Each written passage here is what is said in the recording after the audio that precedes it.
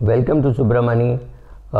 This episode is meant for doctors, but then it is as much applicable to an advocate or a chartered accountant much.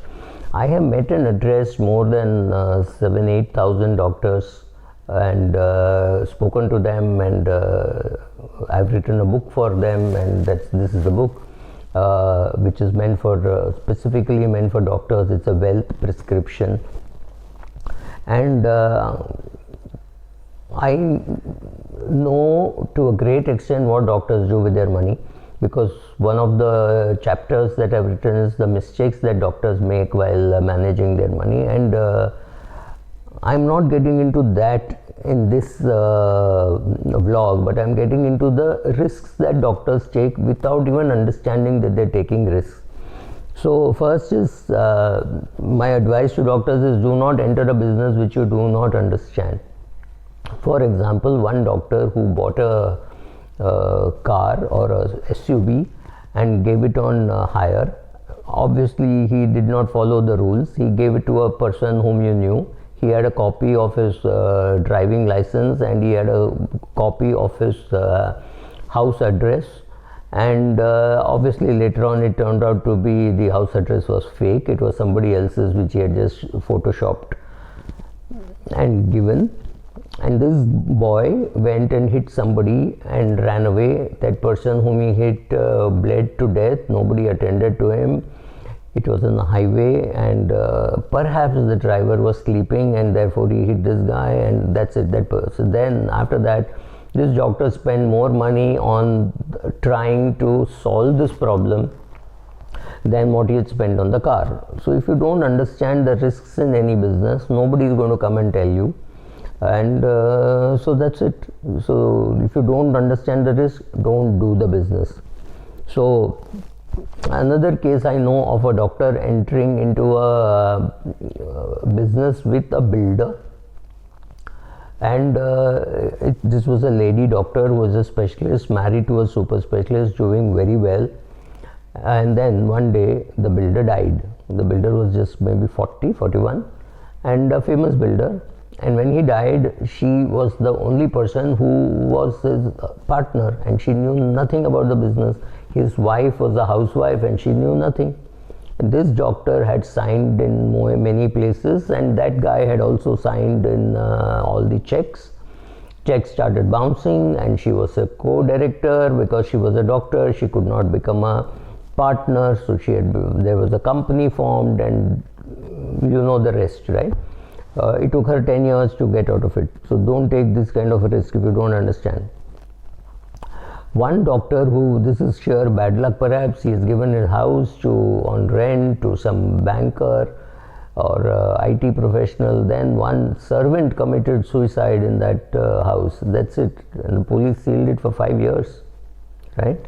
So there are many things which doctors do which they don't even understand that the risk that they're taking. I mean, I've seen a doctor signing a very big personal guarantee and then paying for it for the rest of his life. He's currently taken up a job in a different city, different location, because all the personal loans he didn't repay. The person for whom he had given personal guarantees committed suicide. So end of story. You can't even go and recover it from him. His family has no clue what he had done. They just know that he committed suicide. He had given guarantees, some verbal and some official. So the official guarantees are so big that this doctor is earning money just to repay those loans, right? So if you want to invest, then you have to ask yourself these questions. Are you recommending a product because it is good, or because somebody is asking you to recommend? If you don't know whether it is good or bad, shut up. Don't do that. Will you buy this product for yourself or your family? Have you bought it? Have you got any experience? If you have 10 years experience, then tell people that I have 10 years experience. Otherwise, keep your mouth shut. I know one doctor who not only lost his money in one of the recent scams, he's also recommended other friends to put money. Now he's a young doctor, he's only about 35, 36, but he has put the money of a 69, 70-year-old doctor also into this, and the older doctor has lost about 10 lakhs, and as of now he doesn't even know that he has lost 10 lakhs, because the younger doctor is not telling him that he has lost. He's saying, oh, you don't get on a monthly basis, you will get it on a regular basis, something else will happen, some nonsense, but the money is lost. Is the manufacturer paying you a commission for doing this? Then it's a different ball game. But if you're just doing it out of love and affection, don't do it. Please don't endorse financial products. You endorsing a shoe or a cycle or a motorcycle is different. Don't endorse financial products if you do not understand what you are doing, unless it's a very simple product. You say, I put money in an index fund, so you put money in an index fund. That's different. But don't take a PMS scheme or equity and say, I made money, so please buy this share. Don't do that, right?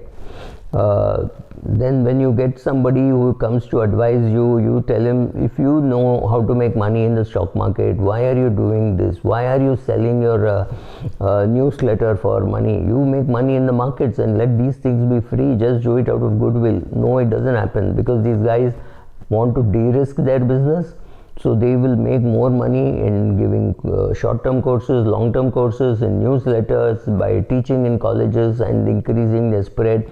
They don't teach in colleges to earn money. They teach in colleges to catch hold of those students who will tomorrow become their employees, be salesmen, be fans, and say, oh, he was my professor, he was very good. So it helps all that. So therefore they are into this, right?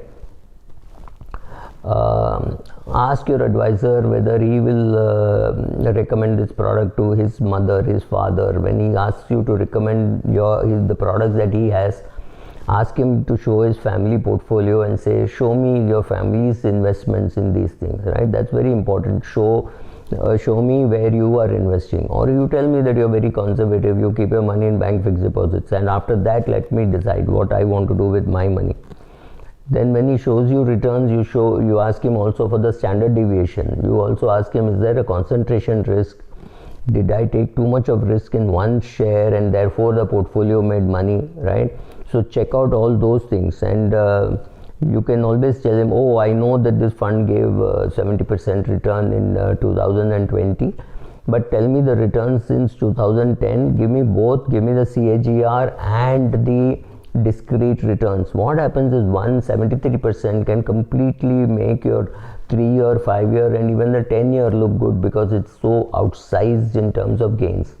So ask for the discrete return, ask for the concentrated return, ask for the CAGR, and then decide when the CAGR was arrived, how was it arrived? Did he have one big Sachin Tendulkar or a Virat Kohli in his team who went and hit all the shots?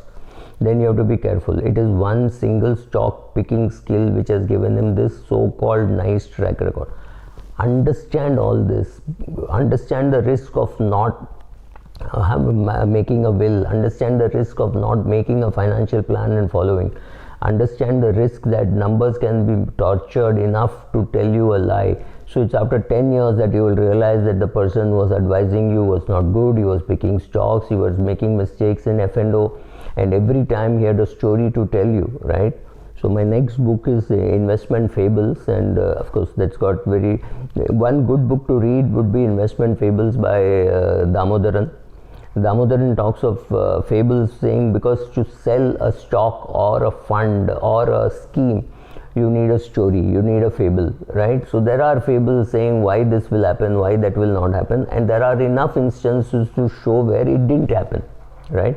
So when we were starting our career, we were told only 2% of Indians invest. Just imagine what will happen when this figure goes to 20. It is not yet gone, and I am done with my career. So in 40 years, if it has not gone up at all or almost at all, you do not know how to use data, right? So don't get into those kind of things. Be very careful. When you ask these questions, there's a good chance that the person who is coming to you, asking you to buy or asking you to resell their products, will be more careful, and he'll realize that, okay, this guy is not so bad. I'm giving a link to an article I wrote on my blog, so you can read it and reread it and maybe share it. Thank you.